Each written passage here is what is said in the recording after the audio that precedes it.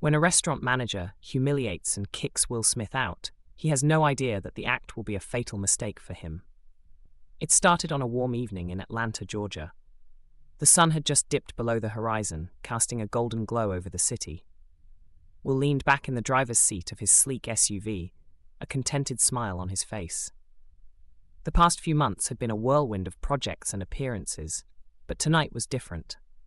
Tonight was for relaxation, a celebration with his closest friends who had stood by him through thick and thin. His phone buzzed with a text from Elena Carter, a soulful singer and longtime friend. "We're on the way to Lux Reserve," the message read. "Can't wait to see you." Will chuckled softly. Elena had always been the glue that kept their group together, her fiery passion for justice rivaled only by her captivating voice. Beside him, his son Jordan scrolled through his playlist. "Are you sure about this restaurant, Dad?" Jordan asked, raising an eyebrow. "I heard it's kind of exclusive." Will glanced at his son in the rearview mirror, confidence etched in his expression. "Trust me, Jordan. Lux Reserve is perfect. Upscale but relaxed, you'll see." When they pulled into the driveway of Elena's studio, the rest of the group was waiting. Elena stood by the curb in a flowing crimson dress, her curls framing her face. Next to her, Ryan Harris gestured animatedly as he talked to Derek Lawson, a young filmmaker whose indie projects were beginning to gain traction. Their laughter echoed in the evening air as Will parked the car. "Finally!" Elena exclaimed, throwing her arms around Will in a warm hug. "You're late." "Traffic," Will said, gesturing toward the bustling streets. "But hey, it's my party. Can't start without me." Ryan smirked. "Technically, it's our party. You're just the guy paying the bill." The group piled into Will's SUV, the conversation shifting to Lux Reserve. Known for its exclusivity and gourmet cuisine, it was a place where deals were made and connections were forged. Will had been there before and remembered its quiet elegance and impeccable service. This time, he wanted to share it with the people who meant the most to him. As they pulled up to the restaurant in Buckhead, the city's energy seemed to shift. Lux Reserve's minimalist facade exuded sophistication, its glass doors glowing under the streetlights. A valet opened the door for Will, and the group stepped out, their excitement palpable. Inside, the restaurant was a symphony of luxury. Chandeliers cast a soft light over polished wood tables, and the quiet hum of conversation mingled with the faint clinking of glasses. Will approached the hostess stand, a confident smile on his face. "Reservation for Smith, party of 6. The hostess, a young woman with sharp features and a sleek ponytail, glanced at her screen. Her expression faltered for a moment before she straightened. "1 moment, sir." Minutes passed, and the hostess returned, her demeanor colder than before. "I'm sorry, Mr. Smith. It appears there's been an error with your reservation. We don't have a table available." Will frowned, disbelief flashing across his face. "That's impossible. I confirmed this morning." The hostess avoided his gaze. "Unfortunately, we're fully booked tonight. I apologize for the inconvenience." Elena crossed her arms. "You're telling me this whole place is packed? We saw empty tables on the way in." The hostess's smile tightened. "Those are reserved for other guests." Before Will could respond, a man in a tailored suit emerged from the back. His presence was commanding, but his irritation was clear. "Is there a problem here?" he asked, his voice sharp. Will turned to him.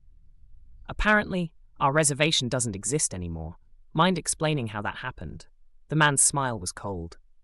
"I apologize for the confusion, Mr. Smith, but we must adhere to our reservation policy.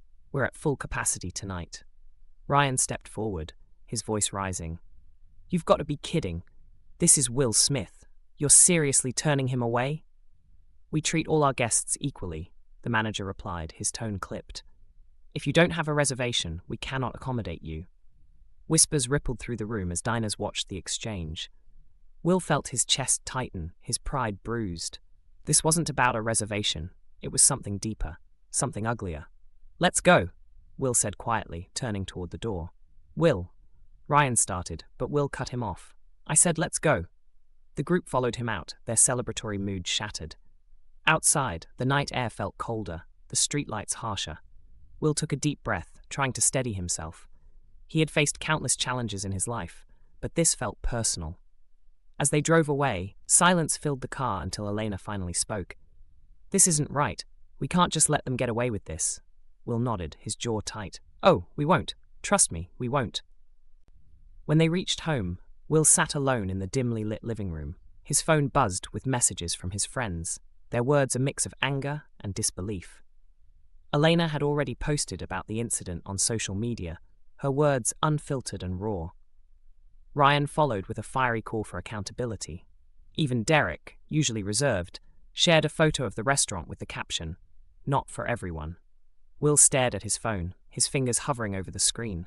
He could feel the weight of his platform, the millions of eyes that would be on him if he spoke out. But staying silent would eat away at him. Finally, he opened the camera app and hit record. "Tonight, something happened that I can't ignore," he began, his voice steady but tinged with emotion. "My friends and I went to a restaurant, a place I've been to before, a place I thought respected us. But tonight, we were turned away, not because they couldn't accommodate us, but because of who we are." He paused, letting the words settle. "I've worked hard to get where I am, to provide opportunities for others, to be part of something bigger than myself. But moments like this remind me that no matter how far we've come, there's still so much further to go." He ended the video with a simple statement. "This isn't just about me, it's about all of us, and it's time for things to change." He hit upload and watched as the video quickly began to gain traction. Within hours, "Not at Our Table" was trending, and Lux Reserve's name was plastered across headlines. The next morning, Will woke to a flood of notifications. Celebrities, activists, and everyday people rallied around his post, sharing their own stories of exclusion and discrimination. Lux Reserve issued a vague apology, but the damage was done. Will called Elena later that day. "We need to do more than just call them out," he said. "We need to create something better." Elena agreed immediately. "Let's build a space where everyone feels welcome, where no one is turned away." Over the next few weeks, Will and his friends worked tirelessly to bring their vision to life. They called it The Table for All, an event that would celebrate diversity, inclusion, and community. They reached out to chefs, artists, and musicians, asking them to be part of something meaningful. The response was overwhelming. People wanted to help, to be part of a movement that stood against exclusion. The night of the event, the warehouse in downtown Atlanta was transformed.